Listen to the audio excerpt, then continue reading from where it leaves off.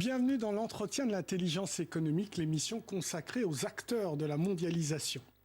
En Afrique, on parle beaucoup d'intelligence économique, mais comment la pratique-t-on réellement ? Eh bien, réponse avec mon invité Jean-Michel Lavoisard. Ancien des forces spéciales françaises, passé par le cabinet d'un géant anglo-saxon de l'intelligence économique, Jean-Michel Lavoisard est installé depuis de nombreuses années en Côte d'Ivoire, où il dirige la société Harris Intelligence, qui emploie 25 personnes, avec un bureau également au Nigeria.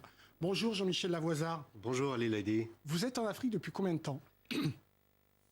Après avoir passé une vingtaine d'années dans différents pays d'Afrique de l'Ouest, centrale et de l'Est, j'ai créé la compagnie Harris Intelligence il y a exactement 6 ans. Pourquoi vous avez eu l'idée de vous s'installer en Afrique? Parce qu'il y a beaucoup de sociétés occidentales d'intelligence économique qui prétendent faire de l'IE en Afrique, mais qui restent dans les pays occidentaux. Effectivement, après avoir fait, comme vous l'avez mentionné, mes premières armes au sein d'un cabinet anglo-saxon d'intelligence, il m'a semblé en 2010 que la perception des marchés internationaux envers l'Afrique avait changé et que l'engouement des investissements en Afrique, avec les opportunités, les risques et les problèmes que ça allait entraîner, allait générer de très importants besoins en informations fiables, actualisées, contextualisées sur des marchés, des appels d'offres, des partenaires, des interlocuteurs. Pourquoi la Côte d'Ivoire ? Je dirais pour un Français, c'est assez naturel de ça aurait pu être le Sénégal. Oui, d'autant plus que je suis arrivé exactement au début de la crise post-électorale, mais sans prétendre avoir été plus visionnaire que d'autres. Il m'a semblé que la crise institutionnelle en Côte d'Ivoire n'allait pas durer et que, voulant prendre un temps d'avance sur une évolution inéluctable vers un retour à la stabilité, eh bien, l'idée était, et c'est l'intérêt de l'intelligence, c'est d'anticiper et d'arriver avant même les autres pour préparer le terrain. Quelles sont les missions principales que propose votre cabinet ? Alors, nous déclinons l'intelligence dans les 3 types de situations que connaissent les opérateurs économiques et les investisseurs financiers, puisque nous travaillons essentiellement pour le secteur privé, sur les opportunités, et alors ce sont des services dits de business ou market intelligence, c'est-à-dire concrètement des enquêtes de pénétration de marché, des cartographies d'acteurs, Power Map, qui sont les acteurs de décision et d'influence sur un marché, également de la veille d'opportunité et de la veille concurrentielle. Nous travaillons également sur le corollaire que sont les opportunités, c'est-à-dire les risques. Et donc là, on va parler, les opérateurs économiques savent bien de quoi il s'agit, de due diligence, d'intégrité, de background check, c'est-à-dire des vérifications préliminaires sur des sociétés, sur des personnes, de manière à identifier les dimensions de risque auxquelles ils s'exposent au travers d'une relation d'affaires avec un investisseur. Nous réalisons également dans le domaine de l'intelligence des risques, des évaluations de risques pays et sectoriels, et nous accompagnons également des délégations d'affaires en Afrique dans des capitales compliquées ou dans des zones rurales à risque. Et puis le troisième volet, soit que les risques n'aient pas été suffisamment bordés, soit que des faits nouveaux apparaissent, alors nous conduisons des investigations. C'est de l'aide à la gestion de risque, de manière à régler des problèmes de différentes natures, on pourrait y revenir si vous voulez, tout en assurant la continuité des activités. Alors Jean-Michel Lavoisard, quelle est la spécificité de l'intelligence économique en Afrique ? Les spécificités de l'Afrique qui justifient justement d'être implantées localement, et c'est clairement le choix qu'on a fait d'être plutôt sur le terrain au contact des réalités locales plutôt qu'au contact des sièges sociaux et des décideurs à l'international, relèvent d'une difficulté particulière à l'Afrique qui est celle d'accéder à de l'information fiable, actualisée, contextualisée. C'est-à-dire, très concrètement, que pour des raisons d'infrastructure, de culture et de pratique, il est très difficile de se faire une image, une idée réaliste, réelle et actualisée sur un marché, un environnement d'affaires ou des partenaires.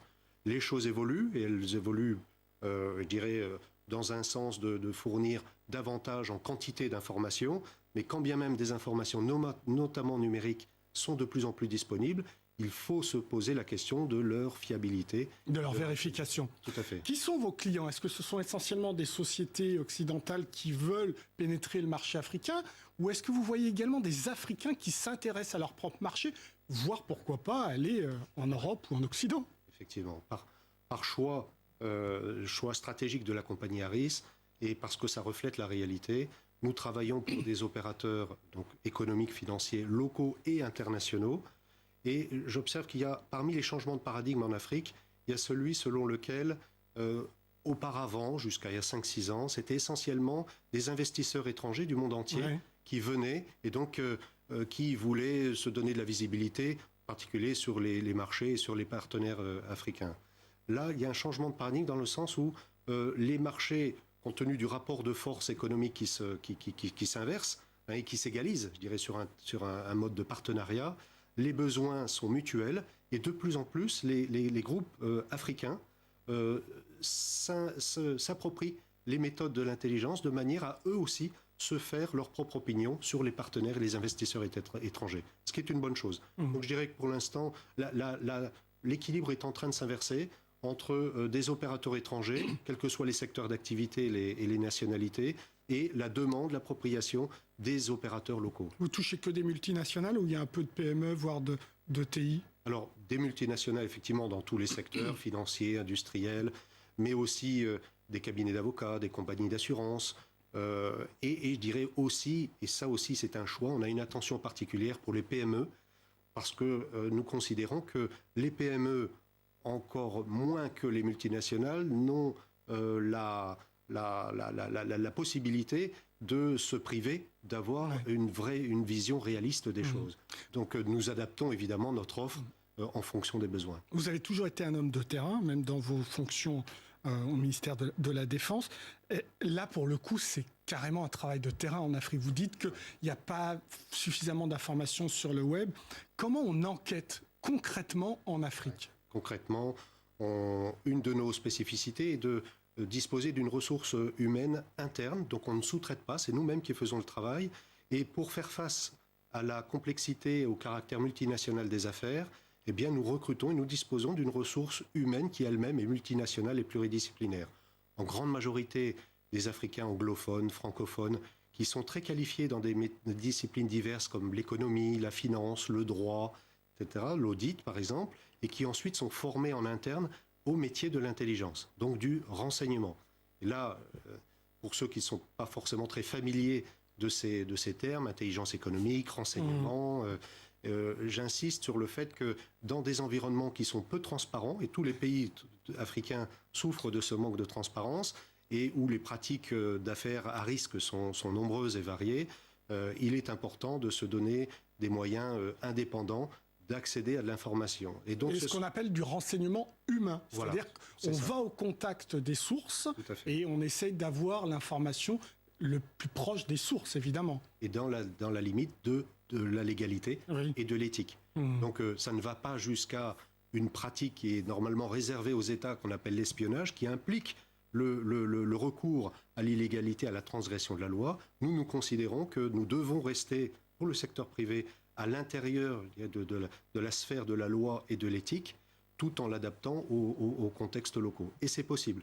Donc, entre informations ouvertes, publiques, déclarées, qui ne sont pas fiables et qui sont lacunaires, et l'espionnage que ne devraient pratiquer que les États, c'est d'ailleurs bordé par la loi et encadré par la justice des États, eh bien, il y a toute cette phase de renseignement qui est bien reflétée dans la notion, l'acception anglo-saxonne de l'intelligence, qui, je dirais que le mot renseignement est un petit peu réducteur et connoté en France, alors qu'il s'agit bien, pour en donner une définition simple, d'un processus de maîtrise de l'information aux fins de décision et d'action, mais qui ne vise pas simplement à décrire une situation et à prescrire des mesures, mais également à accompagner dans la mise en œuvre des stratégies. Ça veut dire que, je disais, il y a environ 25 personnes chez Harris. Oui. C'est 25 Africains 22.